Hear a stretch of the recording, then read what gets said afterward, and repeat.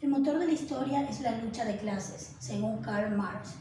Vivo en un país en donde la clase obrera no tiene obras, la clase media no tiene medios y la clase alta no tiene clase. El objetivo de este discurso está orientado a identificar las estrategias y conquistas del movimiento obrero tanto en América Latina como en el Ecuador, así como también los desafíos que tiene en el presente y hacia el futuro. El movimiento obrero recorre la historia de América Latina desde hace siglo y medio. No existen dimensiones de la sociedad, la cultura, la política, que puedan comprenderse sin la intervención de este actor clave. La historia del movimiento obrero en el Ecuador ha sido un proceso que ha durado más de un siglo. Desde los primeros años del siglo XX se empiezan a gestar organizaciones de trabajadores de carácter artesanal, así como la de los trabajadores asalariados. De esta forma se inicia una larga trayectoria de organización laboral en el país, que estuvo estrechamente vinculada a la vida política, social y cultural del Ecuador. ¿Cuáles han sido las conquistas que ha tenido este movimiento obrero en Latinoamérica? En primer lugar, la limitación de la jornada laboral. Segundo, la prohibición del trabajo infantil. Tercero, aprobación de leyes que garantizan la seguridad dentro de las industrias, dentro de las fábricas. Cuarto, la prohibición del trabajo de mujeres y adolescentes para la labor de minas. Quinto, el surgimiento del sistema de seguridad social, que sin duda alguna es un organismo que permite mejorar el estilo de vida de las personas. Por otro lado, ¿cuáles han sido las conquistas que ha tenido el movimiento obrero en el Ecuador?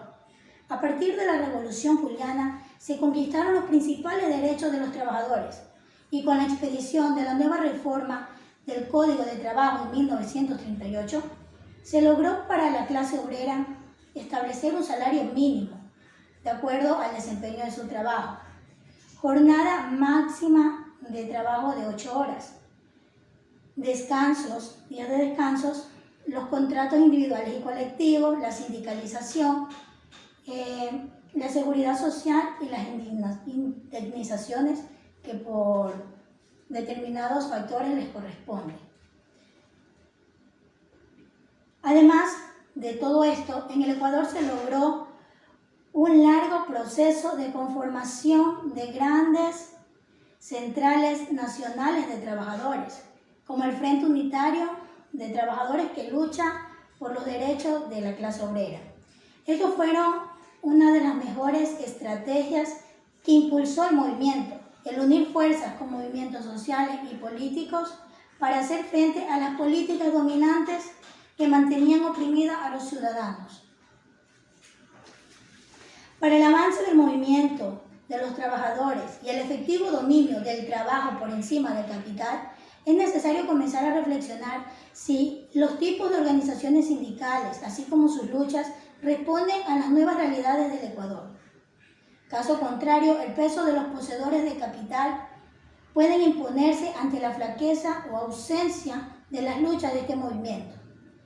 Haciendo un pequeño análisis en el contexto latinoamericano, el movimiento obrero en América Latina dejó de ser lo que fue. Es decir, ya no es un actor revolucionario en búsqueda de horizontes de liberación, de organización política, de alternativas utópicas para la sociedad. Todos los esfuerzos de los movimientos obreros en el siglo XXI dejaron atrás a la verdadera identidad de los sujetos históricos. Específicamente se desecharon las posibilidades revolucionarias de los trabajadores en el mundo de hoy. Estos se encuentran sometidos actualmente en una tormenta de constante flexibilización laboral, acatando órdenes de poderes superiores y dejando fuera sus posiciones ideológicas. El movimiento obrero tendría que intentar convertirse en el escenario de perspectivas críticas de orden político y proyectar una sociedad democrática hacia el futuro, contando con la participación y el aporte de varios tipos de sindicalismo y organizaciones de trabajadores que defiendan los derechos del trabajo. Para culminar mi intervención del discurso, voy a dejar una frase mencionada por Karl Marx, que es la siguiente: La peor lucha es la que no se empieza. El luchar por nuestros derechos e ideales es una puerta hacia un mundo de libertad en el cual podamos obtener un mejor estilo de vida, una mejor condición de vida para nosotros, para nuestra familia y nuestra comunidad en general. Gracias.